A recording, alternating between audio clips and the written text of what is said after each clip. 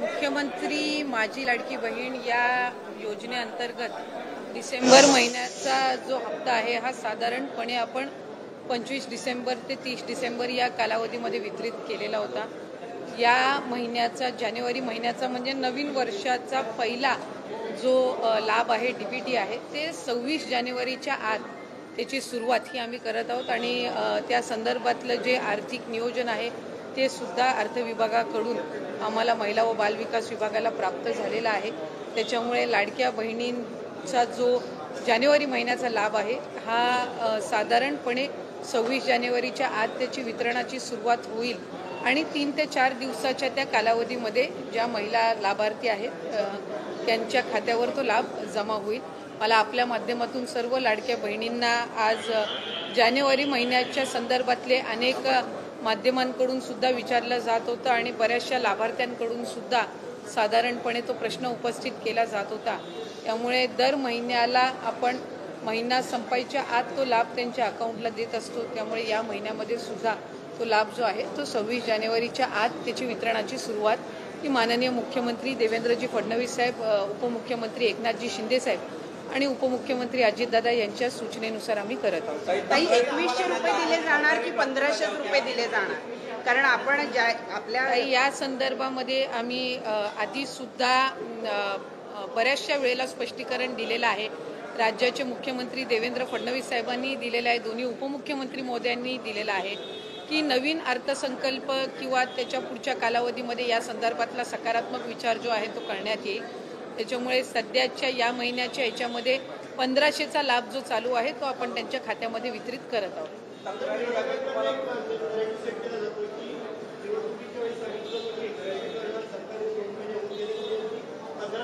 नाही, विरोधकांनी तर सुरुवातीपासून या योजनेवर टीकाच केलेली आहे। त्याच्यामुळे सुरुवातीला तर ते म्हणायचे की 1500 सुद्धा राज्याला कुठंतरी आर्थिकरित्या खपाट्याला नेण्याचं काम हे सरकार करत आहे, महायुतीचं सरकार करत आहे, असे वेगवेगळे त्यांनी आरोप केलेले आहेत। त्यांनी त्यांच्या मॅनिफेस्टोमध्ये सुद्धा 3000 ते करतील अशा पद्धतीचं त्यांनी काही घोषणा त्यावेळेला केलेली होती। मॅनिफेस्टो हा ज्या वेळेला एखादी युती किंवा आघाडी करत असते त्यावेळेला निश्चितपणाने त्या जे काही घोषणापत्र असतं त्याला अधीन राहूनच कुठलंही सरकार किंवा युती काम करत असते। आम्ही महायुती जे आहेत ते राज्याचे मुख्यमंत्री देवेंद्रजी फडणवीस साहेब, उपमुख्यमंत्री एकनाथजी शिंदे साहेब आणि अजितदादांच्या नेतृत्वाखाली त्या संदर्भामध्ये काम करत आहोत।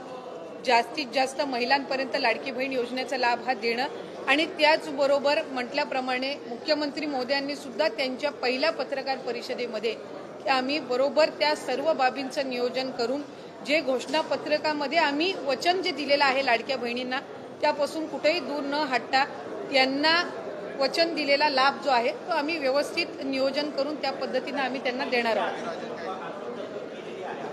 नाही, साधारणपणे आम्हाला 3690 कोटीची जी तरतूद आहे ती त्या ठिकाणी अर्थ विभागाकडून प्राप्त झालेली आहे आणि या महिन्याचा जो लाभ आहे हा त्याच्यातून वितरित होणार आहे।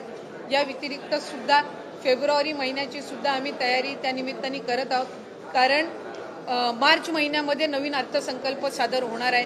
त्याच्यामुळे साधारणपणे जानेवारी महिन्याचा लाभ हा आम्ही 26 जानेवारीच्या आत डीबीटी करायला सुरुवात करून त्या महिन्याच्या त्या 3-4 दिवसाच्या या महिन्याच्या कालावधीमध्येच कसा त्यांच्या अकाउंटला पोहोचेल ही आम्ही खबरदारी घेणार आहोत।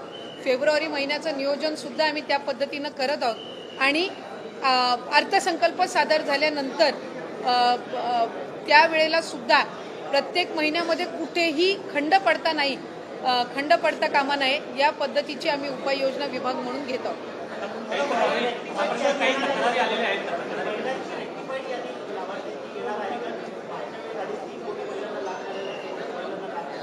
साधारणपणे आमच्याकडे गेल्या डिसेंबर महिन्यामध्ये जो लाभ आपण दिला तो 2,43 का 2,47 सुमारे इतक्या लाडक्या बहिणींपर्यंत तो लाभ पोहोचला होता।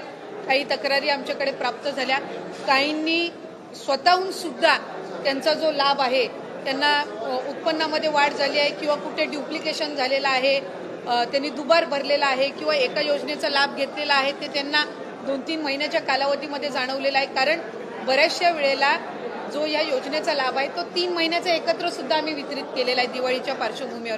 त्याच्यामुळे त्यावेळेला त्यांच्या लक्षात आलेलं आहे। त्यामुळे साधारणपणे जे ड्युप्लिकेशन झालेले आहेत, ज्यांनी वेगवेगळ्या योजनांसहित या योजनेचा लाभ घेतलेला आहे तसे असतील किंवा 2 वेळा अर्ज भरलेले असतील किंवा एखाद्या ह्याचा लाभ घेतलेला असेल तर असे साधारणपणे जे आहेत ते कमी होतील. त्यामुळे फार काही त्याच्यामध्ये लाभार्थ्यांच्या संख्येमध्ये फार काही फरक हा पडणार नाही. स्वइच्छेने आणि अशा काही क्रॉस व्हेरिफिकेशनमध्ये किंवा खालून स्थानिक प्रशासनामधनं ज्या तक्रारी आलेल्या आहेत त्यातून जी काही थोडीफार कमी होतील ते, आणि इतर जी क्रॉस व्हेरिफिकेशन आहे ज्यांचं उत्पन्नाचं आणि इतर दाखले अजून सबमिट झालेले नाही आहेत हे ग्रॅज्युअली होत राहील. त्यामुळे साधारणपणे या महिन्यामध्ये जो आकडा आहे तो आधीच्याच सारखा राहील. काही 1% जर त्याच्यामध्ये काही फरक झाला तर, म्हणजे जर 1-2 लाखाचा जर फरक झाला तर. काल महायुतीची बैठक